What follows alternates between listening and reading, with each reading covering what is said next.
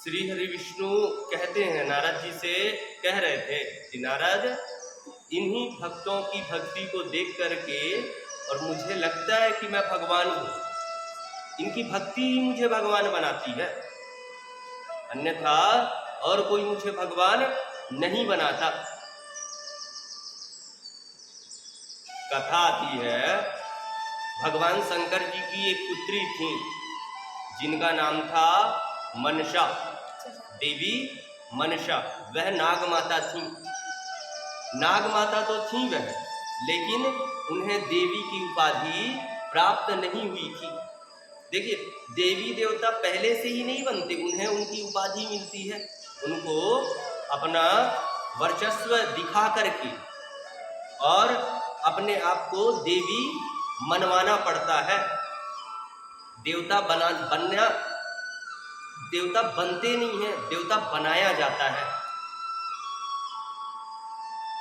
गणेश जी भी प्रथम पूज्य बने तो उनको भी परीक्षा देनी पड़ी थी।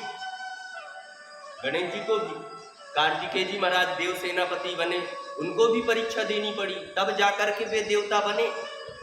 उसी प्रकार देवी मनसा जो थी वह भगवान शंकर जी की पुत्री तो थी, लेकिन वह देवी रूप में नहीं पूजी जाती थी।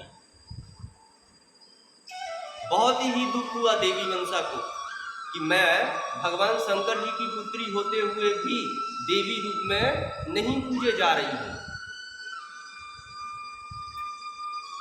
एक दिन निराश होकर के माता देवी मनसा महादेव जी के पास में गए और जाकर के बोले कि हे महादेव जी, हे पिताश्री, मैं आपकी पुत्री हूँ। जिस प्रकार विघ्नहर्ता भगवान श्री गणेश आपके पुत्र हैं, जिस प्रकार कार्तिकेय जी आपके पुत्र हैं, उसी प्रकार मैं आपकी पुत्री हूँ। तो जिस प्रकार गणेश जी भगवान का पूजन होता है, जिस प्रकार कार्तिकेय जी महाराज की पूजन होती है, उसी प्रकार से मेरी पूजन क्यों नहीं होती। तब महादेव ने सारा वृतांत बताया कि देवी पुत्री, खुद से ही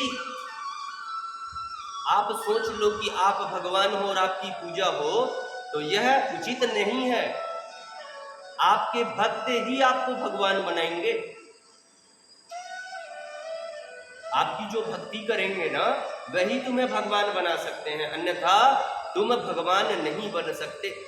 तब देवी मनसा महादेव जी से पूछी कि हे पिताजी, आप कृपा करके मुझे बताइए कि मैं ऐसा क्या करूं जिससे मैं देवी रूप में यह सृष्टि में प्रतिष्ठित हो जाऊं। तो उस समय एक व्यापारी था जिसका नाम था चंद्रधर।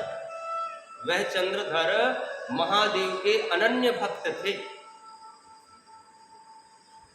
भक्ति की परिकाष्ठा चंद्रधर से ही प्रारंभ होती है। अनन्य भक्त थे महादेव के।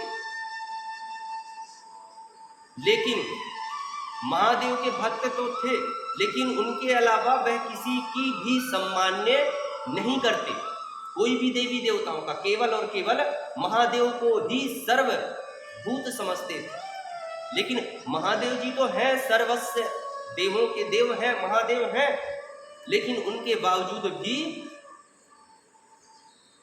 यह सृष्टि में और देवी देवता हैं, सभी में महादेव जी का ही वास है। देवी हैं तो महादेव हैं, देवता हैं तो महादेव हैं, यानी महादेव ही हैं सब में। लेकिन भक्ति करने का एक उचित स्थान, एक उचित जगह और एक उचित देवी देवता होती है हर किसी के पास में। किसी के आराध्य भगवान विष्णु हैं, तो किसी के आराध्य साक्षात महादेव हैं, तो किसी के आराध्य भगवती जगजननी देवी मैया हैं। अलग अलग प्रकार से सबके आराध्य होते हैं, लेकिन सब शिव स्वरूप ही है, लेकिन है अलग। तब महादेव देवी मनसा से कहती हैं कि इस समय पृथ्वी लोक में मेरा बहुत ही बड़ा और महान्य भक्त है चंद्रधर। तुम चंद्रधर के पास में जाओ और जाकर के चंद्रधर से कहो कि वह तुम्हारी भक्ति करे। अगर चंद्रधर तुम्हारी भक्ति करना प्रारंभ कर दिया तो तुम्हें इस सृष्टि में देवी रूप में प्रतिष्ठित होने से कोई नहीं रोक सकता। मनसा देवी कई प्रकार से प्रयत्न की, लेकिन चंद्रधर से भक्ति नहीं करवा पाई। और चंद्रधर बार बार मनसा देवी को पराजित करते, तो इससे चंद्रधर के अंदर भक्ति का घमंड उत्पन्न हो गया था। और जहां पे घमंड उत्पन्न हो जाए, उस स्थान पे भगवान अपना स्थान छोड़ देते हैं। जहां पे अभिमान आ जाए, वहां पे भगवान नहीं रहते। संत महात्मा ज्ञानी गण कहते हैं कि मनुष्य को तो पता रहता है कि मेरे पास इतने इतने वेद, इतने इतने शास्त्र, भक्ति की, श्रद्धा की, आदियों की ज्ञान भक्ति भरी हुई है, लेकिन उसके साथ साथ में अहंकार भी भरा हुआ है। और जहाँ पे अहंकार भर जाए, वहाँ पे भगवान कभी वास नहीं करते। और चंद्रधर को हो गया था अहंकार कि मैं जब जब महादेव भोलेनाथ बाबा को पुकारूंगा, तब तब महादेव भोलेनाथ बाबा मेरी सहायता के लिए पहुंचेंगे। और अहंकार होने के बाद भगवान तुरंत ही तुम्हारा संग छोड़ देते हैं। भगवान तो बस निर्मल मन जन सो मोह पावा, मोह कपट छल छिद्र न भावा। भगवान को तो निर्मल मन ही पसंद है भैया। हाँ, निर्मल मन तो चकाचक रहोगे, और निर्मल मन नहीं दे पाए तो फिर सोच लो क्या होगा। हाँ? चंद्रधर घमंडी हो गया कि मेरे जैसा शिव भक्त और कोई दूसरा नहीं हो सकता, और कहने लगा कि भय उसे क्या, जो भक्त हो महाकाल का। चंद्रधर के 5 पुत्र थे, एक एक करके। और मनसा देवी जो नागों की माता थी, नाग अपने नागों को आज्ञा दी कि तुम जाओ और जाकर के चंद्रधर के सारे पुत्रों को डस लो। सभी नागगढ़ गए, बड़ी बड़ी नाग, तक्षक आदि नाग जाकर के और राजा चंद्रधर के पुत्रों को समाप्त कर लिए, डस लिए। लेकिन फिर भी चंद्रधर की बुद्धि नहीं खुली।